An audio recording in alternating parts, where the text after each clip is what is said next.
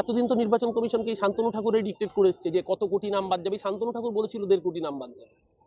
তো নির্বাচন কমিশনকে এতদিন ডিক্টেট করে এসছে, অথচ দেখা যাচ্ছে পশ্চিমবঙ্গে 58 লাখ মানুষের নাম বাদ গেছে। আর পশ্চিমবঙ্গ থেকেও ছোট রাজ্য গুজরাট, গুজরাট পশ্চিমবঙ্গের 2/3 মতো রাজ্য। মানে পশ্চিমবঙ্গের আয়তন যদি 100 হয়, গুজরাটের আয়তন 70 নয়। গুজরাটের লোকসভা আসন 26টা, পশ্চিমবঙ্গের 42টা। সেই রাজ্যে 73 লক্ষ মানুষের নাম বাদ গেছে, যেখানে পশ্চিমবঙ্গে 58 লক্ষ মানুষের নাম বাদ গেছে। কজন অনুপ্রবেশকারী, কজন ঘুষপেটিয়া, কজন রোহিঙ্গার নাম বাদ গেছে। মতুয়া সম্প্রদায়ের মানুষ সবচেয়ে বেশি বিপদে পড়েছে। যারা বৈধ ভোটার, যারা ন্যাচারাল প্রসেস অফ ইন্ডাকশনে এদেশের মানুষ হয়ে গেছেন, সেই মানুষগুলোর আজকে নাগরিকত্ব হরণের খেলা করছে বিজেপি, শুধুমাত্র তৃণমূলকে টাইট দেবে বলে। আজকে মতুয়াগড়ে বিস্ফোরণ হচ্ছে।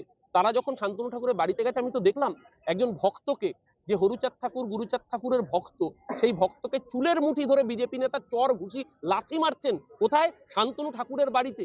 যেই বাড়ির মাটিকে মতুয়ারা ভগবান তুল্য বলে মনে করেন, যেই মাটিকে তারা ঈশ্বর তুল্য বলে মনে করেন, সেই মাটিতে দাঁড়িয়ে ওই মতুয়া, ওই ভক্ত গোসাইদের উপর এই অত্যাচার। ধর্মে সইবে তো শান্তনু ঠাকুর আপনাদের?